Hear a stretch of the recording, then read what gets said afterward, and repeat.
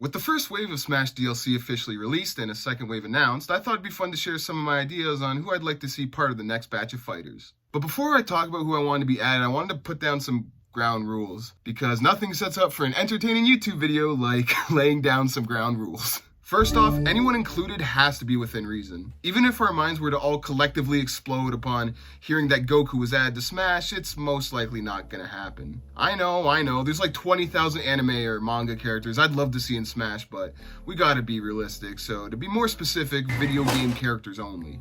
Rule number 2, assist trophy characters are eligible for selection. One common misconception I often see online is that if someone ever gets added to Smash as an assist trophy, that means they're automatically excluded from ever being a character in the series, which is just not true at all. This is simply not the case, as shown when Little Mac broke the assist trophy curse when he was added as a playable character in Smash 4. Lastly, and this should really go without saying, no blatant troll picks. No Shrek, no pink gold baby Mario. This should be obvious, but I just thought I'd be as clear as possible. So, those are my 3 rules heading into this. Only video game characters can be chosen, assist trophies are A-okay with me, and no baby Mr. Peanut. With the rules now out of the way, let's begin.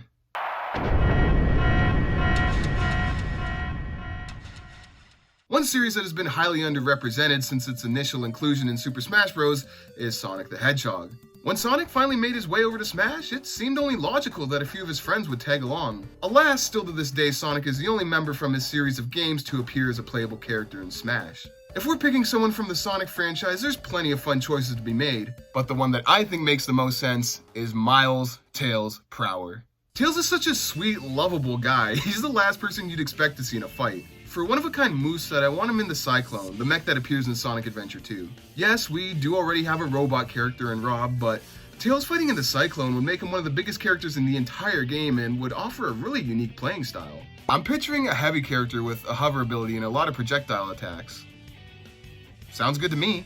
I want a sacrifice of damage and power for speed and movement, not a huge one, but enough to make a noticeable difference and break the stereotype of heavies being all about super armor and meat-headed attack patterns. If Nintendo really wants, they could swap Tails with Eggman to balance out that one good guy, one bad guy sort of deal, but let's be real, everyone loves Tails more than that goofy shithead. So, Tails gets my vote.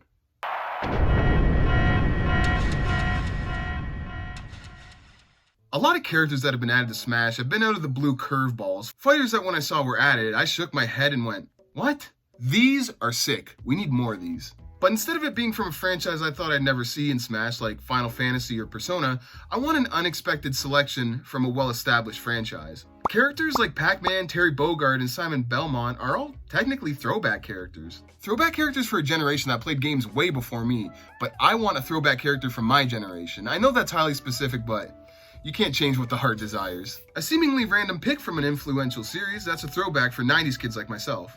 And there's nothing that screams 1990s for me like Pokemon. And oh boy, do I have a random pick for this one. Todd. Nope, I'm not even joking. I might be the only person in the entire world that said, I want Todd Snap in Smash Ultimate. I would love to see him added in Smash. It's a perfect blend of randomness, but actual coolness that would make him such an interesting and fun character to play. I know this goes against my no anime characters rule since Todd's first appearance was in the anime, but with Pokemon already being represented in Smash and him having his own game centered around him, I don't think Todd is as much of a stretch as one would think. Growing up, I didn't even remember Todd being in the anime. He was always the Pokemon Snap guy for me. I tossed around the idea of Todd riding around in the 0-1, but I eventually came to the conclusion that this would be pretty bad. It can change into multiple modes depending on the situation, and the last person I want being OP in Smash Bros. Is Todd freaking Snap. I am, however, 10,000% demanding a Apple Toss neutral B. Like, how demeaning. A very insult to injury sort of move. Have it thrown out as frequent as Mario's Fireball, make it do like 5 damage or something. Pester Ball would be a cool move too. I want to stun Pokemon for like half a second, but do poison bleed damage to everyone else. Similar to Olimar's Pikmin. I thought another interesting attack would be using his tripod. Side smash attacks are a given, but I pondered the idea of using it as a barrier-like mechanism. For a down B move, set the tripod up with a camera on it, and if anyone steps close to it, set it off like a flash and it'll momentarily stun the opponent. Jumping over it would take a lot of its strategy away, but I don't want it to be a strong camping tool, you know? Todd could end up having a funky, really out there moveset similar to Duck Hunt. Maybe even come up with some new shticks specifically for Smash, just for him.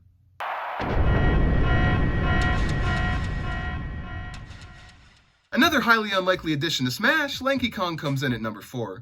It was so awesome to see King K. Rool added, one of the most highly requested characters to be in for years from long-time and casual fans alike. Let's keep that trend up. Let's get another Donkey Kong character up in this bitch. Even though he hasn't been relevant since DK64, I think putting Lanky in the game would provide an original breath of fresh air moveset. You can bring a lot over from Donkey Kong 64. All of the outstretched limb attacks could cover for every tilt and smash attack. Maybe even all of his attacks. The handstand has to be added as a sprint, and we can copy Diddy's neutral B and replace it with the grape shooter. I think the character with the most range is probably, going off the top of my head, Samus, Dark Samus, possibly Mega Man. Lanky would have incredible range with an entirely melee-based toolkit, which I think would be really fun. So come on, Nintendo, add the Dark God of Torment to Smash. Please. I'm in the middle of editing this, and Nintendo has just announced that the next character for Smash is going to be an ARMS character, so... yay!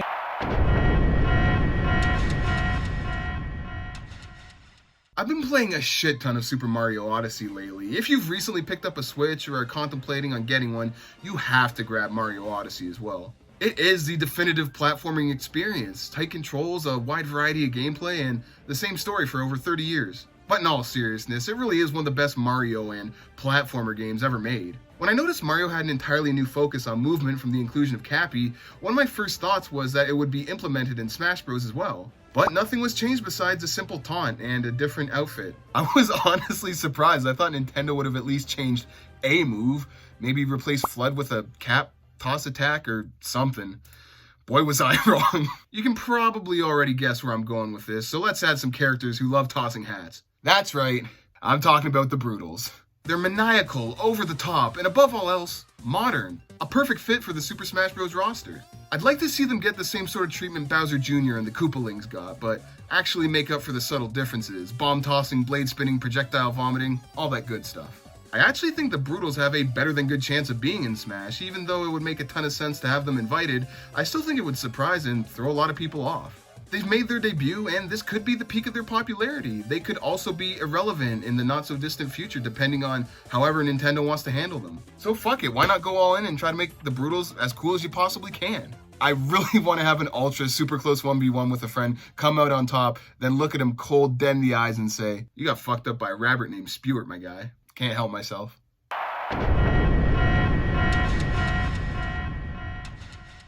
After watching the E3 2006 Super Smash Bros. Brawl trailer that showed off 5 new characters in 2.5 minutes, my love for Smash got revitalized. No joke, I must have watched this exact video like 200, 300 times when it came out. I was that excited to play this game. Before Brawl came out, your #1 source for any info was the Smash Bros. Dojo. Once a day, the site would be updated with a new piece about the game. It could be a new stage, new music, new items, new characters, or even stuff making a return for another time around. At this point in time, it really felt like anything was possible. Friday, December 14th, 2007 was a day that broke my heart. Waluigi was added to the game as an assist trophy. Knuckles, Zero, Bomberman, Shovel Knight, Shadow, and even fucking Skull Kid have all got the assist trophy treatment. But I truthfully believe that Waluigi himself, above almost every other video game character to ever exist, deserves a spot on the roster in Super Smash Bros. How the hell have we not completed the Tetra Force of having Mario, Luigi, Wario, and Waluigi in the game? I'm legitimately baffled by this. If we're adding Waluigi to Smash, I want to go all in with the tennis gimmick. With tennis rackets, side smashes, and a neutral B serve. Real quick, I want to bring up Waluigi in Super Smash Flash 2. The game is a free download from the creator McLeod Gaming's website. Definitely worth a try, and has controller support too. Anyways, back to Waluigi. His moveset in Smash Flash 2 is pretty good. Nintendo could copy paste this to the real Smash and things would feel right at home. A lot of lower body attacks with his gangly legs, a side B similar to Luigi's misfire as well. His down B places a piranha plant that grabs anyone who comes close, and his neutral B whips out a Mario Party style dice that does different things depending on what number it lands on. Very similar to Mr. Game & Watch's Judge Attack, but with fewer numbers to work with. Over anything else, I want him to be as equally as expressive as Wario, if not more. I want him to constantly act like the smug, obnoxious, passive-aggressive douchebag we all know he is. Could you imagine how many Woz we'd see in the Twitch chat as soon as his mug is shown on screen being confirmed? Come on, Nintendo. Make it happen.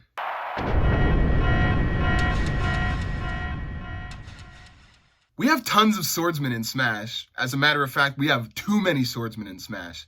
But you know what's not a sword? a key. In September 2019, there was a post on Reddit by user ZellCF showing a graph of characters that were mentioned in Nintendo's Twitter when talking about DLC characters. Sora was number 2 in Japan and number 1 in both the United States and Europe.